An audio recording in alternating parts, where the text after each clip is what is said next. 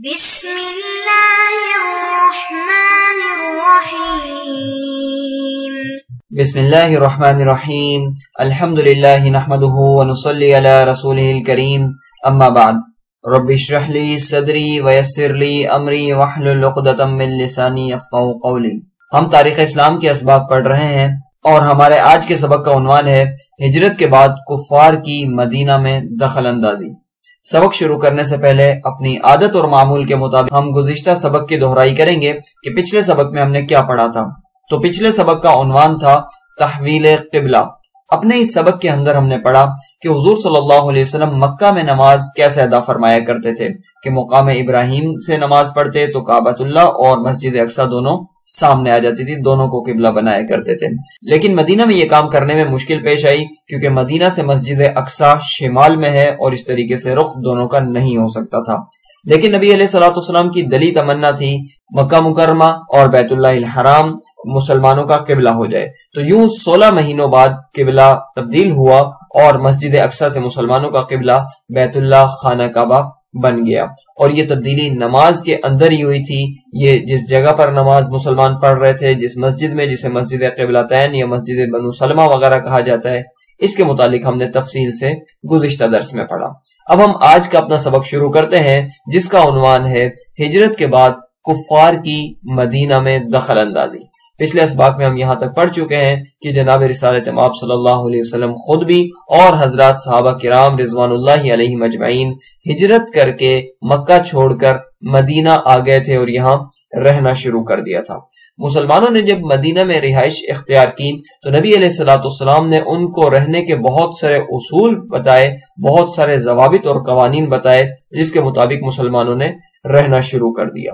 اب یہاں یہ بھی ہم پڑھ چکے کہ ہر لحاظ سے آسودگی اور روشن مستقبل کی امیدیں مسلمانوں کے لیے مدینہ منورہ میں پیدا ہو گئی تھی، اور اس کی ایک ظاہری وجہ جو ہم نے پڑھی وہ یہ پڑھی کہ حضرات انصار صحابہ جو تھے وہ زراعت پیشہ تھے، جس کی بنیاد پر مدینہ منورہ کے اندر داخلی طور پر پیداوار ہونے لگی تھی، اور حضرات مہاجرین صحابہ تجارت پیشہ تھے، تو اس تجارت کو، اس زراعت کو، اس داخلی پیداوار کو یہ بازار اور منڈی میں جا کے اچھے داموں بیچ سکتے تھے۔ یوں ان دونوں کے ملاپ سے ہر لحاظ سے آسودگی اور روشن مستقبل گویا سامنے نظر آ رہا تھا۔ پھر مسلمان جہد مسلسل بھی کر رہے تھے، ایسا نہیں کہ مہاجرین نے جب یہ دیکھا کہ انصار ہمیں ہر چیز دینے کو تیار ہے تو وہ ہاتھ پر ہاتھ دھر کر بیٹھ گئے، یا انصار نے یہ سمجھا کہ اب تو بڑے بڑے تجار اور تاجر لوگ ہماری بستی میں آ گئے، ہمیں کام کرنے کی کیا ضرورت ہے۔ ایسا کچھ بھی نہیں ہوا، دونوں لگے رہے، دونوں محنتیں کرتے رہے اور دونوں کی جہد مسلسل سے مدینہ منورہ کھل اٹھا۔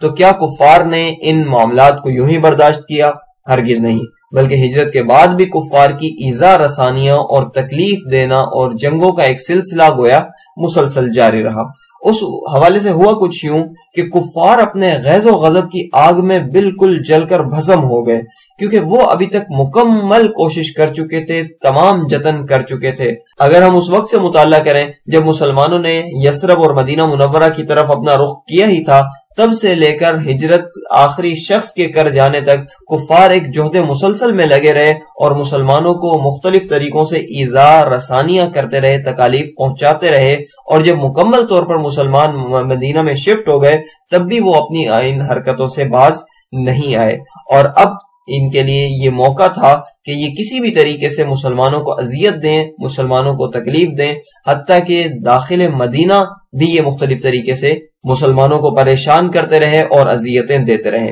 اس سلسلے میں انہوں نے ہجرت حبشہ والا انداز اختیار کیا، یعنی گزشتہ اسباق میں ہم یہ پڑھ چکے ہیں کہ اللہ رب العزت کے حکم سے سن 10 نبوی میں مسلمانوں نے ایک مرتبہ حبشہ کی طرف ہجرت کی تھی،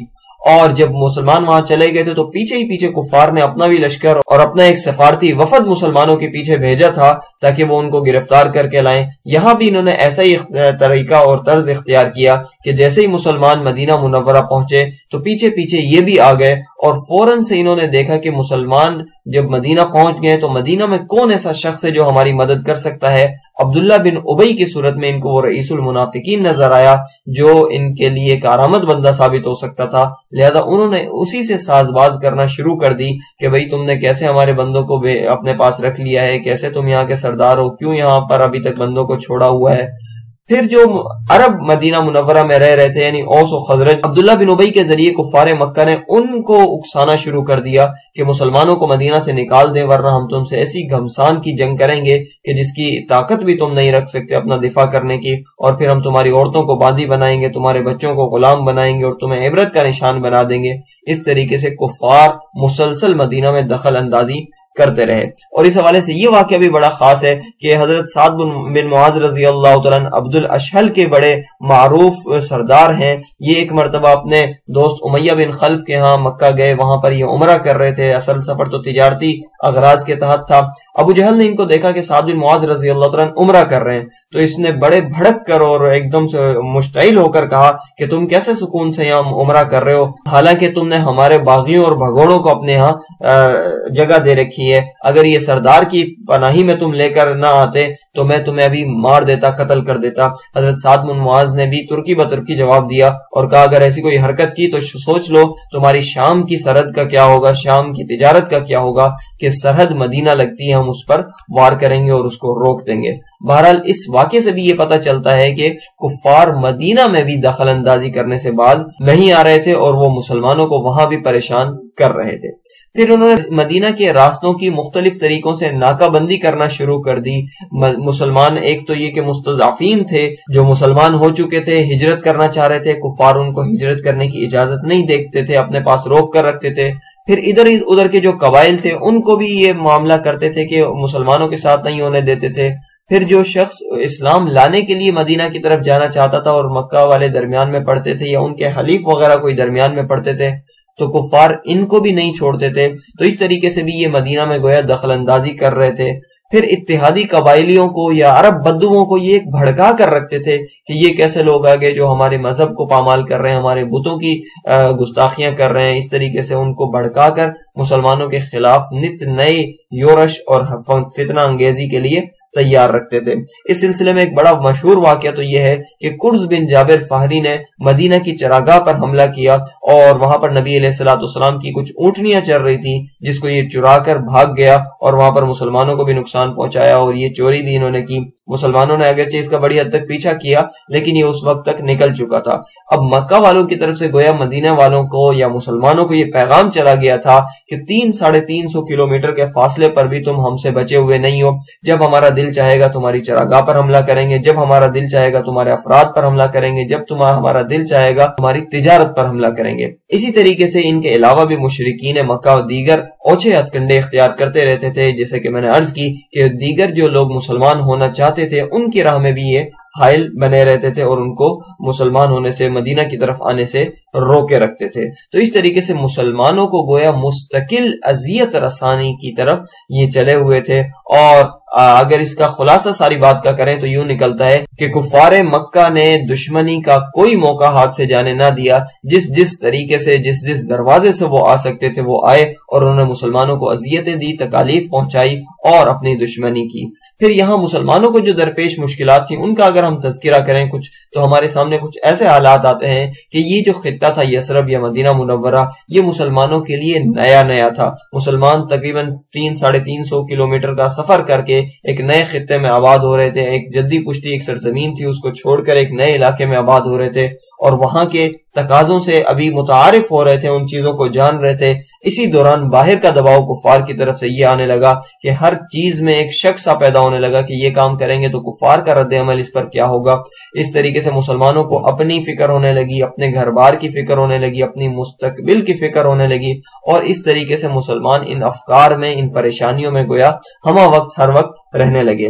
انہی دنوں پھر مدینہ منورہ میں رات کو پہرا لگایا جانے لگا کہ دن میں بھی ہماری تو چراگاہ محفوظ نہیں ہے، ہماری زراعت گاہیں محفوظ نہیں ہے، ہماری تجارت گاہیں محفوظ نہیں ہے، تو کہیں رات کو اگر انہوں نے دھاوا بول دیا، عربوں اور بدوؤں کو انہوں نے پہلے سے اپنے ساتھ ملایا ہوا تو پھر کیا ہوگا۔ اس طور پر مسلمان رات کو پہرا لگا کر آرام کرنے لگے۔ علاوہ ازیں روایات میں آتا ہے کہ اس وقت مسلمانوں کی حالت یہ تھی کہ ہر وقت اپنے ساتھ اسلحہ رکھا کرتے تھے، حتیٰ کہ جب آرام کرنے کے لیے لیٹتے اور سونے لگتے تب بھی اسلحے کو اپنے ساتھ لے کے رکھتے تھے کہ گویا ذہنوں میں یہ بات رچ بس گئی تھی کہ کفار مکہ کبھی بھی حملہ کر سکتے ہیں اور ہم ان کے شر فتنے سے یہاں آ کر بھی محفوظ نہیں ہے۔ اس طریقے سے دیکھا جائے تو یہ ہمہ وقت چوکیداری بھی کرنی پڑ رہی ہوتی تھی ان کو اپنے حالات وغیرہ دیکھنے ہوتے تھے، اپنے دیگر جو ماتحت چیزیں ہیں، جو ذمہ داریوں میں چیزیں آتی ہیں، ان کو بھی دیکھنا، ان کا خیال رکھنا ہوتا تھا۔ تو اس طریقے سے کفار نے مستقل اذیتیں مسلمانوں کو پہنچائی، کفار مسلمانوں کے گویا پیچھے پڑے رہے، پیچھے لگے رہے،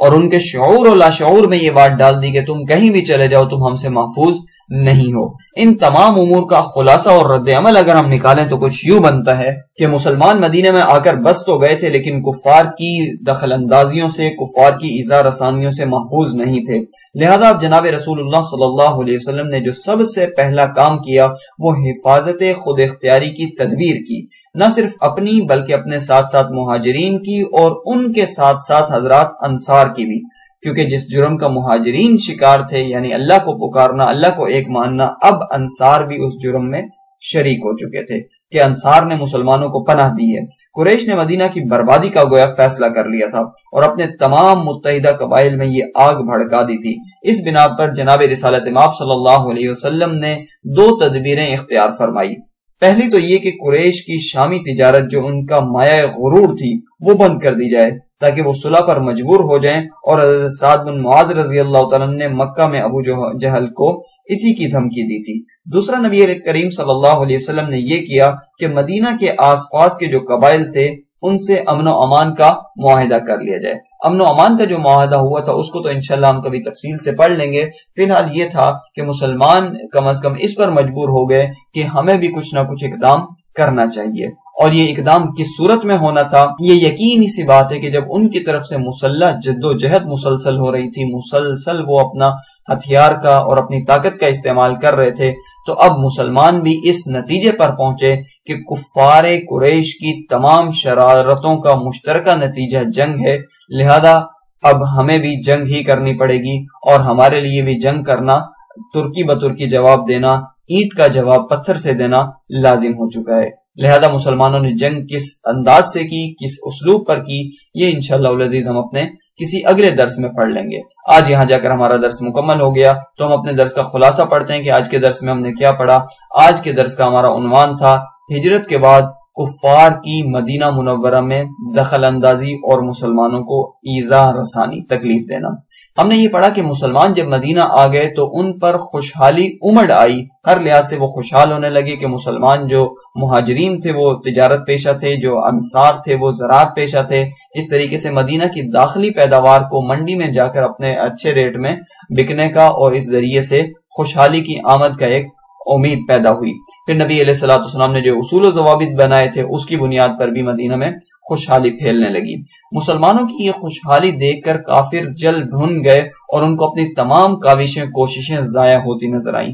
لہذا انہوں نے اس خوشحالی میں حائل ہونے کی بھرپور کوشش کی، اور اس کوشش میں انہوں نے مختلف طریقوں سے مدینہ اور باشندگان مدینہ کے لیے مشکلات پیدا کرنا شروع کر دی، اور یہ کون کون سے طریقے تھے اس کو ہم مفصل اپنے اس درس میں تفصیل سے پڑھ چکے ہیں۔ پھر اگر ہم ان سارے کے سارے حالات و واقعات کا خلاصہ اور نچوڑ نکالیں اور مستقبل کی منصوبہ بندی کریں تو کیا نتائج آتے ہیں، نبی علیہ الصلوۃ والسلام نے اس کے لیے کون سی 2 راہیں منتخب کی، یہ بھی آج کے درس میں پڑھ لیا۔ اور آج کے درس کا آخری جو عنوان تھا وہ یہ تھا کہ جنگ ناگزیر ہو گئی تھی کہ جب کفار مکہ مدینہ میں دخل اندازی کر رہے تھے، مسلمانوں کو اذیتیں پہنچا رہے تھے، تو مسلمان جان چکے تھے کہ اب ہمیں بھی ہتھیار لے کر میدان عمل میں آنا پڑے گا، اس کے بغیر کفار ماننے والے اور باز آنے والے نہیں ہیں۔ تو اس طریقے سے یہاں پر پہنچ کر الحمدللہ ہمارا درس اور درس کا خلاصہ مکمل ہو جاتا ہے۔ جزاکم اللہ خیرہ۔ اگلے کسی درس تک کے لیے اجازت دیجیے۔